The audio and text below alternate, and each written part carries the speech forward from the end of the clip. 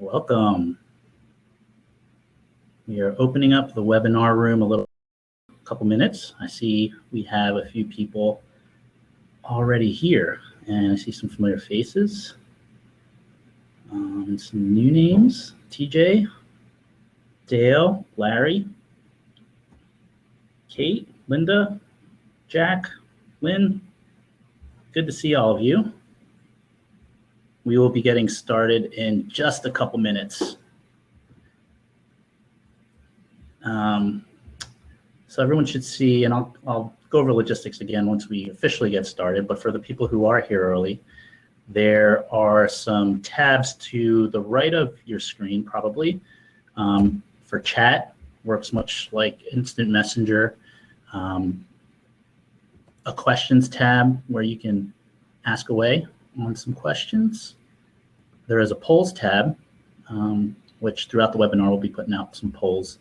And then I believe you should see a people tab as well, which show the first names of folks who are joining. So a couple more people are joining. Robert, good morning. Jose, Chris, welcome. My watch says 10:59, so we'll get started right on the dot at 11, and people will join in. Hi, Linda. Feel free to use the chat to let us know where you're from, how you got here, how your day's going, and we'll get started in just a bit. All right, so my watch says 11 o'clock, and we do have a good handful of people on and people just joining. We'd like to do our webinar called Expert Execution of Your Strategy. And before we start, before we start, can everyone see the screen and hear me okay? Let me know in the chat, and we'll try to get through any issues. But some other logistics. I was mentioning to the folks that joined a little bit early, there are some tabs on the right side of your screen to the right of the actual webinar screen. And you can use the Q&A tab to ask questions or use the chat for any comments or anything. Also, there's a polls tab, which throughout the webinar will be asking you to take some polls if you have time. And one last thing, there's going to be a recording of the webinar emailed after the presentation. So you'll be able to review this and take a look in case you missed anything or wanted to go back and review. So this is being brought to you today by FlexPro, project management expertise for the life sciences. And there's our website. You can check us out. I believe some of you guys probably know, like I said, I did see some familiar faces on our attendance list here. So welcome and good morning. So your speakers today, myself, I'll introduce myself first, Francisco Buola. I am a PMP and Senior Project Manager at FlexPro. Also on tap today, we have Rose Cook, who is also a PMP and our CEO. Ken Sabata, another PMP and Senior Project Manager for the group. So a couple things of what you'll learn today. Why expert execution? Why is it important? And how can it help us kind of, tie in the strategy piece of execution, which sometimes there's that disconnect. Also, what is a project management operating system and why do you need it? And then we'll just go through some of the different elements of expert execution and maybe some little tidbits of things that you might be able to put into use right away. And with that, I'll kick it off. I'll hand it off to Rose and like to welcome her back on stage. Good morning, everybody. Oops. Excuse me. Sorry about that. Got it, Cisco. Okay, we got the ball. Okay, good morning, and thanks for joining us this morning. Great to see some familiar names and faces. For those of you that don't know me, this is Rose. I'm CEO of FlexPro, and I'd like to start with a quote to set the stage for what we'll talk about today. Strategy without tactics is the slowest route to victory, and tactics without strategy is the noise before the defeat.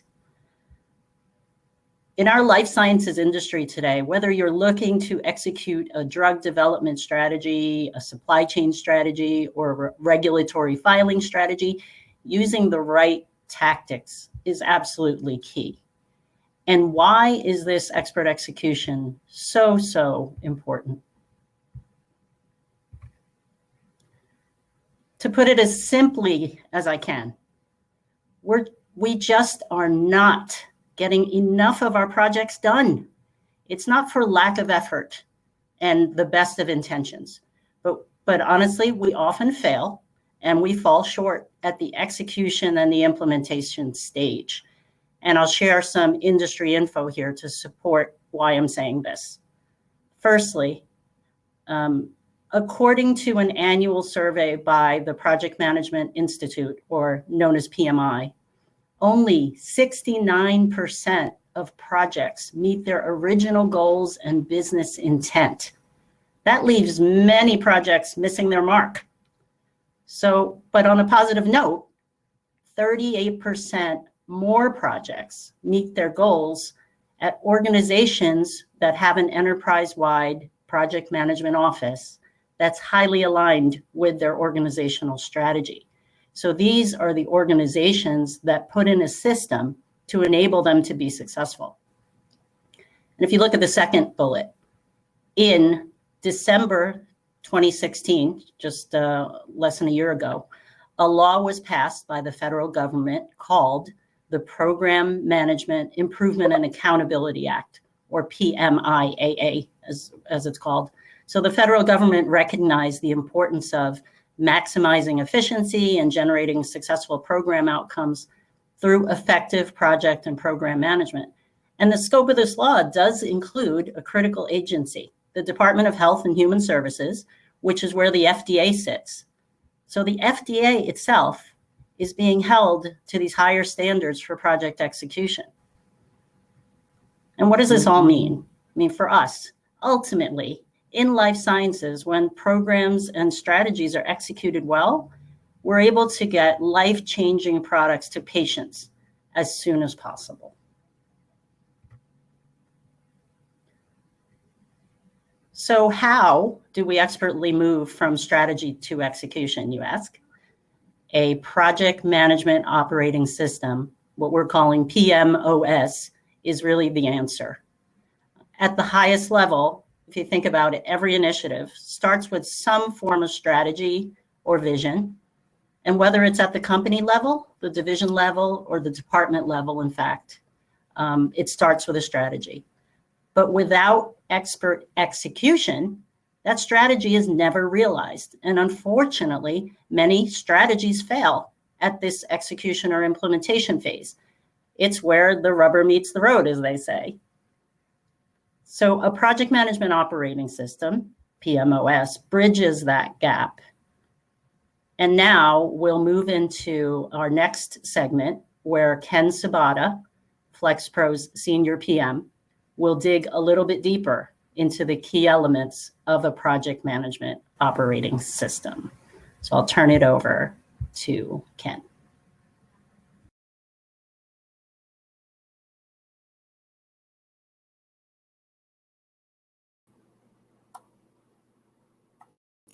Good morning. PMOS is creating a system with the overall structure, resources, and technology to help you start driving the execution of your business strategy.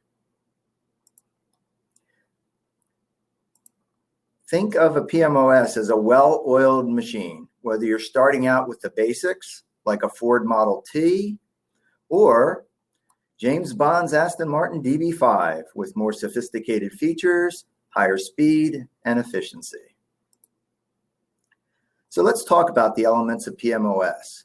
You're trying to go somewhere. You use a roadmap, a navigation system, and maintain your vehicle in accordance with the operating manual. Portfolio management is how you're going to get there. The projects and portfolio you select are the roads and the map you follow to deliver your strategy.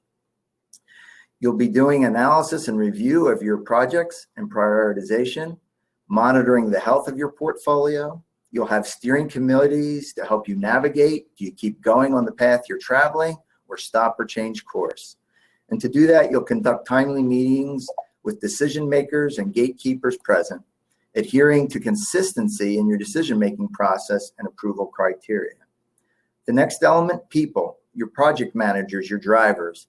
They're going to be leading your project teams, ensuring project performance data is accurate and up to date, facilitating decision gate meetings, agendas, minutes, and making sure that you're doing reviews on your projects in a timely manner. And finally, the other element, tools. How are you performing along the way? Are the projects and portfolio performing that will get you where you need to be and when you need to be there? Meaningful metrics for the projects and portfolio performance. So portfolio management, very simply, make sure you're working on the right projects and make sure you have a process for keeping projects aligned to your strategy. So where do you start? Well, you're going to want to do a portfolio management maturity assessment. Where are you on a curve? So step one, make sure you have an approved list. Think of this as the Model T. If this is all the further you're going, just make sure you have an approved list. At a minimum, you want to make sure that regardless of the level of sophistication you're employing to prioritize, establish that approved list, make sure that your organization knows what should be the active projects that people are deploying their time and energy towards. Step two, as you move up the learning curve, you would want to have portfolio health picture. And this would be managing in terms of a balance versus your strategic plan, a pipeline to know what's coming down the pike to keep a flow of projects to keep your organization growing. Step three would then be to have a prioritization model. This would be a more sophisticated model, weighted scoring versus your strategy and the value of the projects. Step four, manage your portfolio versus constraint. So if you have an organization that has unlimited resources, you have no constraints, but all organizations have constraints, and you want to make sure you're prioritizing versus those constraints, both money and people. Step five, now you're getting into cross-franchise optimization, driving your resources towards what the total organization's priorities are. And then finally, step six, implement portfolio tools to help guide project selection. This is your Aston Martin DB5. You'll have bubble charts reviewed, embedded into your governance process to help drive all that. Okay, it's critical to determine and align on what is in the to-do basket and the organizational capacity to execute it. Make sure you're working on the right projects. Are they consistent with your strategy? Will they be winners? And will they provide the desired financial return to the organization?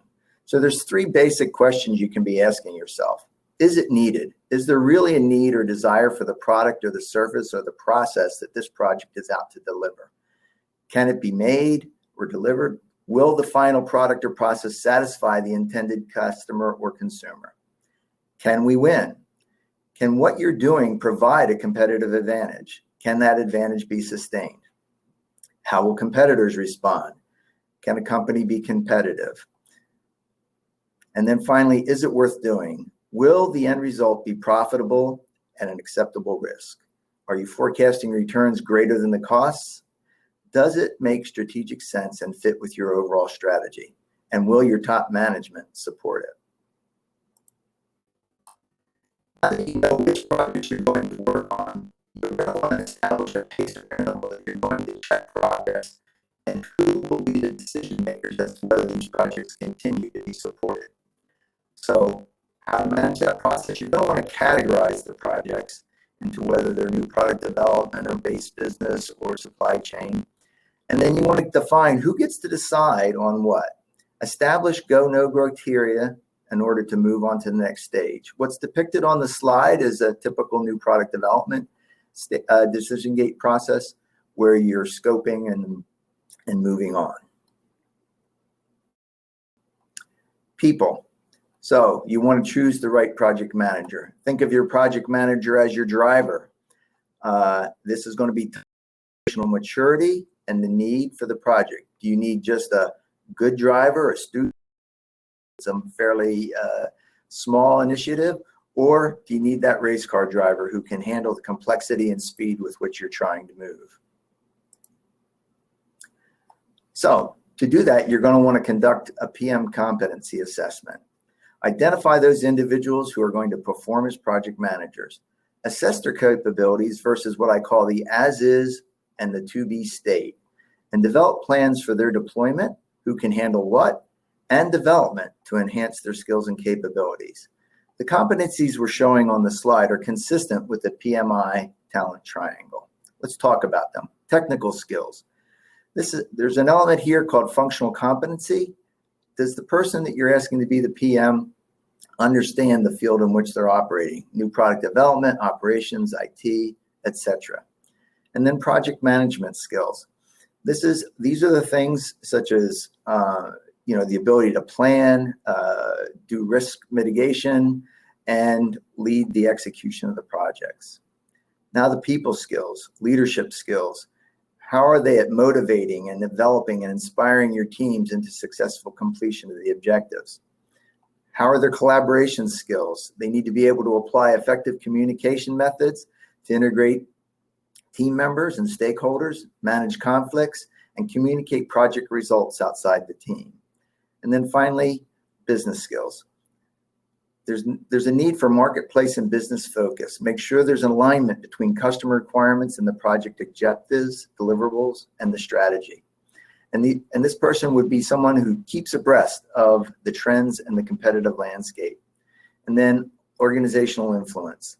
This is someone that can be self-aware and also have organizational awareness in conjunction with business acumen to make sure that the project support to the business and the decision makers are creating the right visibility of the project results, and that they demonstrate accountability to same.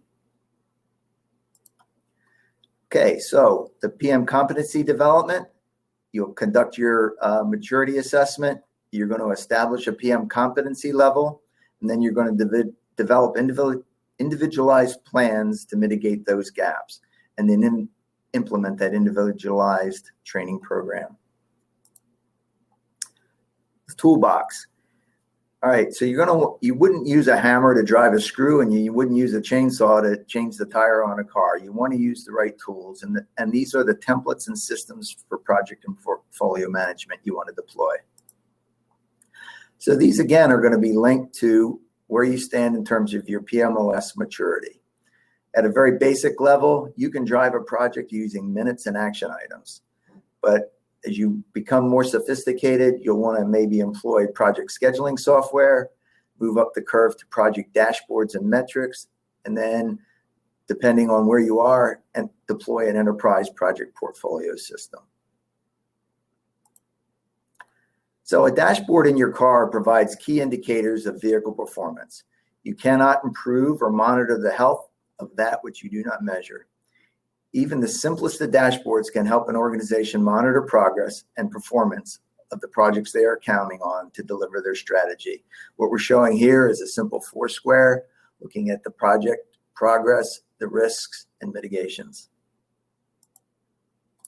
Here's a little more detailed view. So this would get you into a little more detailed assessment and knowledge, feedback on how your project's doing. And then you can look at your portfolio. So this is a portfolio level dashboard where now you're looking at all the projects in your portfolio and seeing how they're delivering.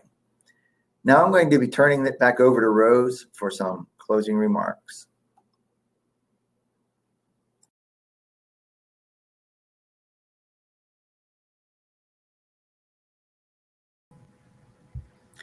Thank you, Ken. Appreciate all that detail. So whether you choose the simple Model T below or the sophisticated Aston Martin above, what's important is to get started, creating your own project management operating system consisting of the three elements of portfolio management, people, and tools. So this is a well-oiled machine.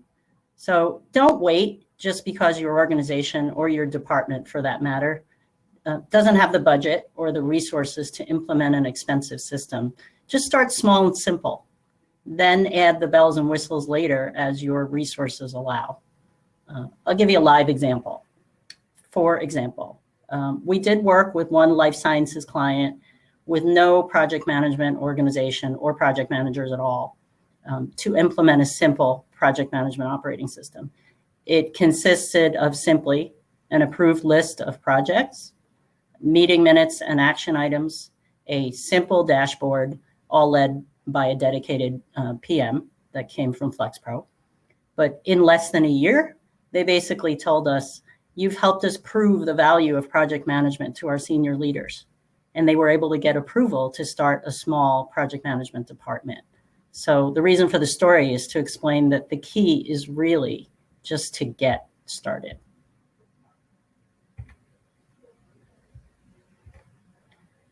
So the best companies start with visions and strategies, but successful execution is really the differentiator. And it comes down to individuals, people like us, using a trusted system. In life sciences, I think we're fortunate to work in an industry where we can actually change lives. And there are many life-changing products in development right now that are on the cusp of getting to market, whether it's cancer treatments, breakthrough therapies for rare diseases, targeted cures via gene therapy. We certainly don't want these programs to fail in execution. Don't we all know someone impacted by disease or illness? As project managers, by focusing on expert execution, we can have an impact on getting these life-changing products to patients sooner than later. And ultimately, personally, we improve the quality of life for people we know and love, our families, our friends, and even our future selves.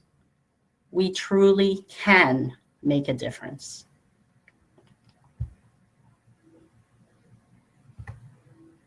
Thank you. So at this point, what I'd like to do is close with inviting everybody to ask questions.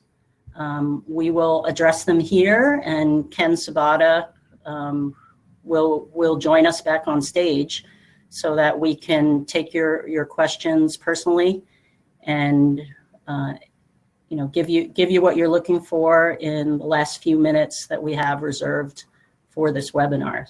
So please jump on and ask those questions. So let's see. Yes, good question. Hey, TJ, welcome. So TJ's asking, besides the basic meeting minutes already mentioned, are there particular project management principles that non-PMP folks should focus on implementing?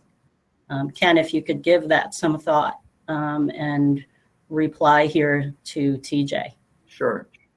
I think basically a key thing is to make sure that your project team, it's clear roles and responsibilities between the team members on what they're expected to execute. And then making sure that's documented both in minutes and action items that get followed up on. Great, thanks, Ken. And then TJ, it's also following up with where can we find the tools that Ken has displayed, particularly the dashboards. So I believe there is a recording that will be issued to you right after this. It'll come to email that you can reference. I'm not sure if we're actually sending this out, but certainly you can refer to it on that recording at a minimum. And TJ, we can get back to you directly. I wasn't sure exactly what the plan was. So please, again, continue to send over some questions, and Ken and I are here to answer them. So earlier this week, I had gotten a couple of questions that had come to us via email. And one of them, for instance, is around the portfolio. Ken, I think you can probably talk to this. So the question was, what is the easiest way to start managing my portfolio of projects? So if you have more than one project how do you make those decisions around your portfolio? What's the easiest way? My recommendation would be to build an Excel spreadsheet where you're basically listing out all the activities going on in the organization, particularly those that you've specifically identified as the projects.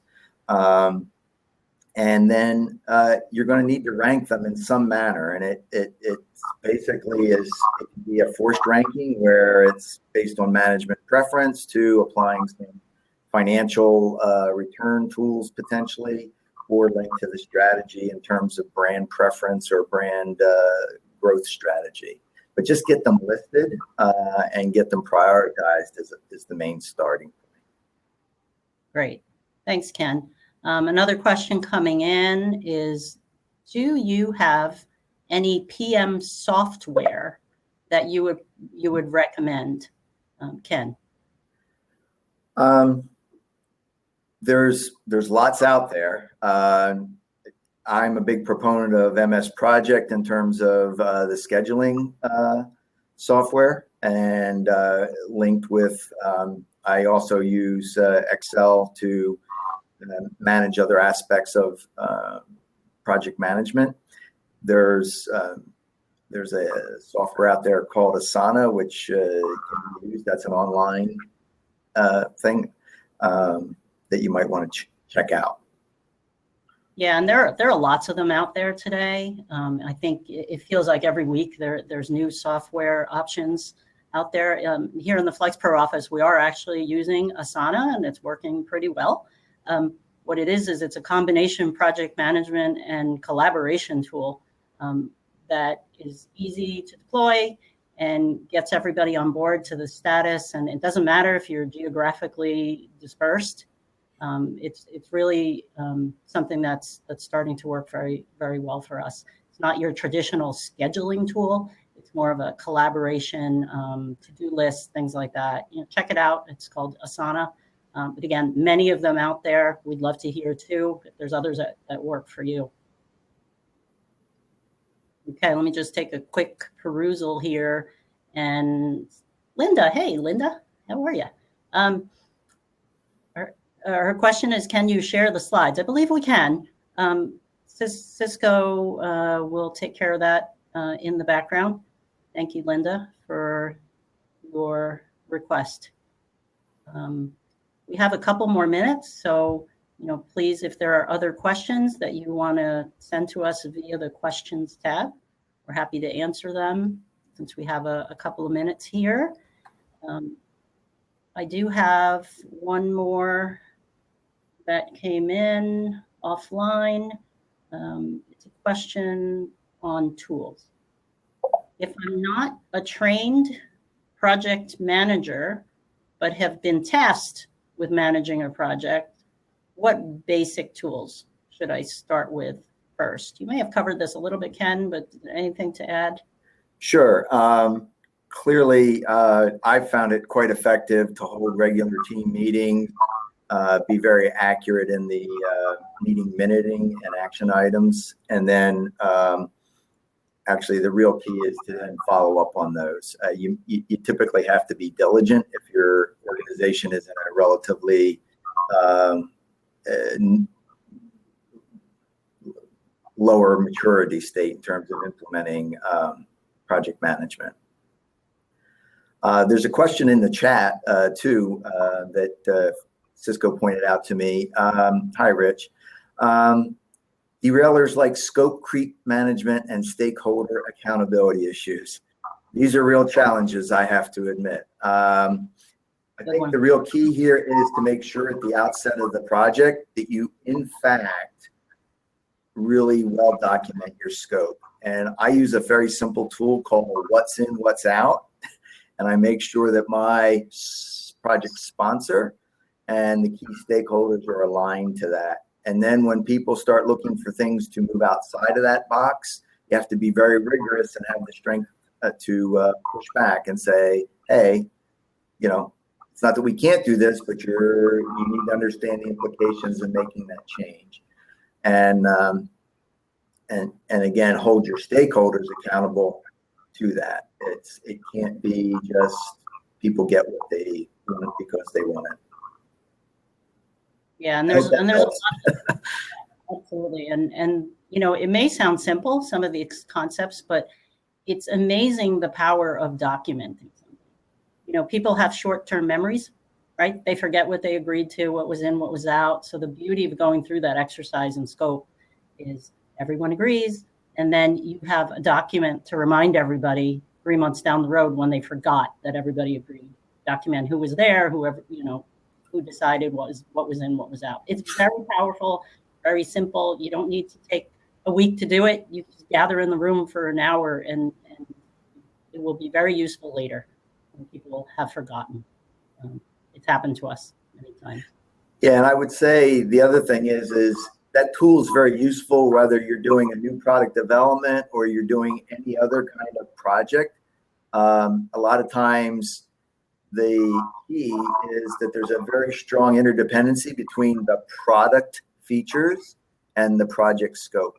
So for instance, somebody now wants some new feature in the product. Well, that kind of ties back to the functional spec and aligning on that fairly early on. And in the early stages, if you're still in conceptual stage, it's going to be an iterative action to get to locking down scope. But once you lock and say, I'm moving into the formal development, you have to have not only the feature set locked, then your project scope is locked as well. Great. Thanks, Ken. And being good project managers, we're paying attention to the time. It's 11:29. We hope we've addressed most of your questions. Certainly, you can reach out to us directly through our website or emails. Our website is www.theflexprogroup.com. You can certainly get in touch with us. This recording of the webinar will be shared with you via email, whoever registered. I want to say on behalf of Ken and Cisco and myself and the entire FlexPro group, thank you for joining, and we will see you next time.